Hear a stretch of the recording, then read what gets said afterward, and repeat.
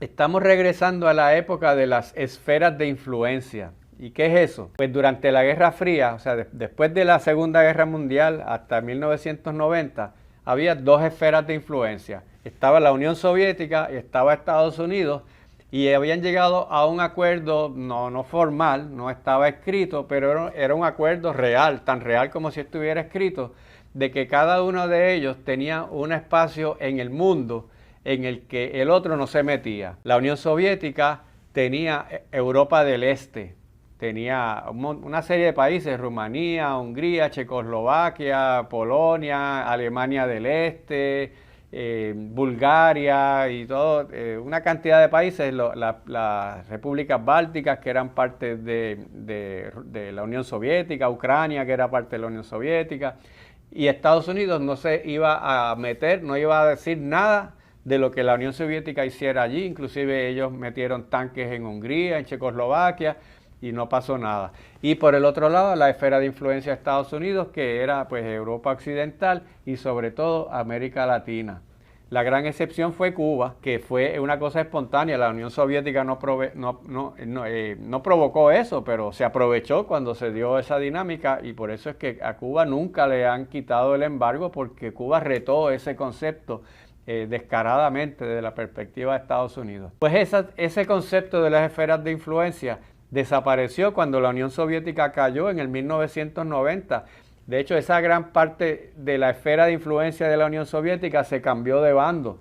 Todos esos países que te mencioné de Europa Oriental se fueron hacia el lado de Europa Occidental, y la gran mayoría se unió inclusive a la Unión Europea, y más allá se hicieron aliados de la Organización del Tratado del Atlántico Norte, que es la organización militar que se creó para enfrentarse a una posible guerra. ¿Con quién? Pues con la Unión Soviética. Así que ese concepto de las esferas de influencia desapareció en la década del 90. Y tú me preguntarás, ¿y China dónde caía en todo esto? China no era una gran potencia en ese momento. China todavía era muy pobre. El ascenso chino ha sido realmente en el siglo XXI, y eso pues ha cambiado la situación. De tal suerte que ahora mismo Donald Trump está recuperando ese concepto de las esferas de influencia, y ha dicho que América completa, América Latina y el Caribe, es una esfera de influencia de Estados Unidos, y que ni Rusia ni China deben meterse en ese espacio. Eso también implica que Rusia pues va a hacer reclamo de su propia esfera de influencia, y ahí viene el concepto de la guerra de Ucrania, porque esa es la misma retórica que tiene Putin. Putin, ¿qué es lo que ha dicho? Esta es una zona que ha sido tradicionalmente rusa, una zona donde nosotros hemos tenido históricamente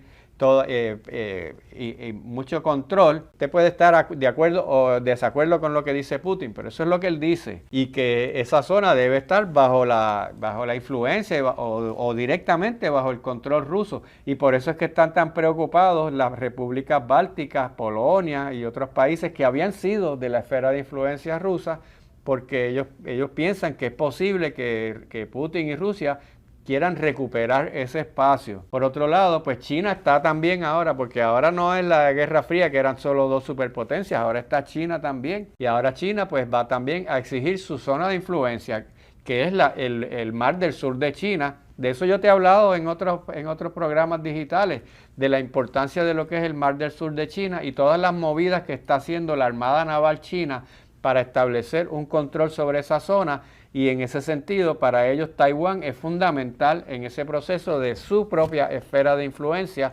Inclusive China se ha metido fuertemente en África, no de la perspectiva militar, porque hasta ahora China no ha hecho eso de establecer bases militares. Tiene alguna que otra, pero muy poco, sino de la perspectiva económica.